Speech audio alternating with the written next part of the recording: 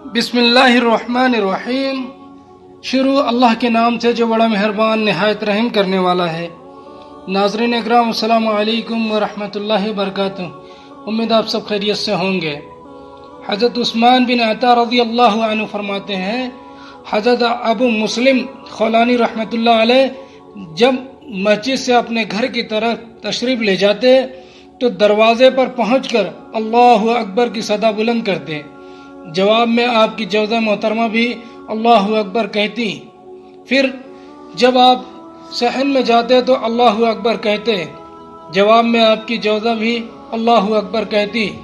جب کمرے میں داخل ہوتے پھر اللہ اکبر کہتے اور جواب میں آپ کی جوزہ محترمہ بھی اللہ اکبر کہتی۔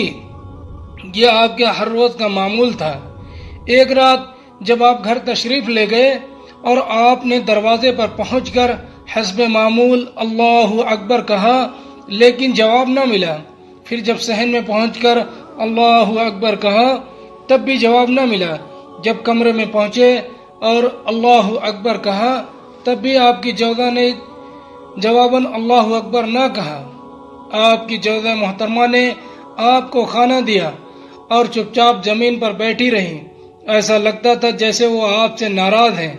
آپ کے گھر میں روشنی کے لیے چراغ تک نہیں تھا، لیکن آپ پھر بھی صبر و شاکر تھے۔ جب آپ نے اپنی جوزہ کو ناراض پایا تو اس نے دریافت کیا، اے اللہ کی بندی، تو کیوں پریشان ہے؟ یہ سن کر وہ کہنے لگی، تمہارا امیر المومنین حضرت امیر معاویہ رضی اللہ عنہ ہیں، بڑا مرتبہ ہے، وہ تمہاری بہت تعظیم کرتے ہیں۔ اگر آپ ان سے ایک خادم مانگ لیں تو وہ ضرور آپ کو عنایت فرما دیں گے۔ ہمارے پاس ایک بھی خادم نہیں ہے جو ہماری خدمت کر سکے۔ خادم آ جائے گا تو ہمیں آسانی ہو جائے گی۔ یہ سن کر آپ نے دعا کے لیے ہاتھ اٹھا دیے اور اس طرح بارگاہ خدا بندی میں عرض گزار ہوئے، اے میرے پروردگار، اسے اندھا کر دے جس نے میرے گھر والوں کا ذہن خراب کیا ہے اور ہم میں پھوٹ ڈالنے کی کوشش کی ہے۔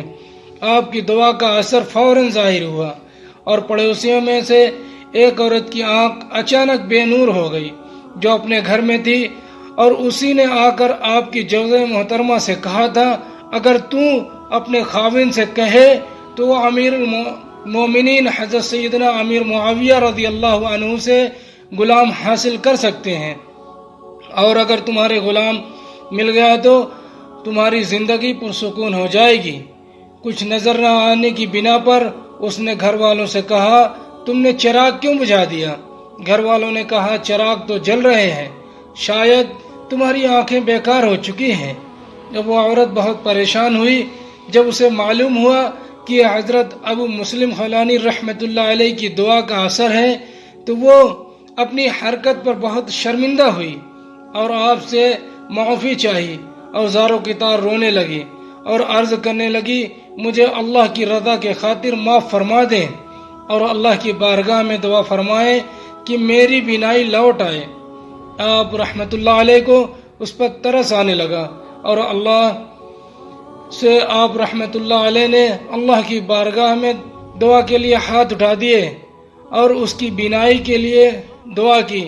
آپ رحمت اللہ علیہ ابھی دعا سے فارغ بھی نہ ہوئے تھے کہ اس عورت کی آنکھیں منور ہو گئی اور وہ بالکل ٹھیک ہو گئی۔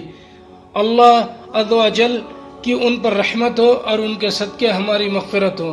وآخر الدعوانا والحمد للہ رب العالمین۔ السلام علیکم ورحمۃ اللہ وبرکاتہ۔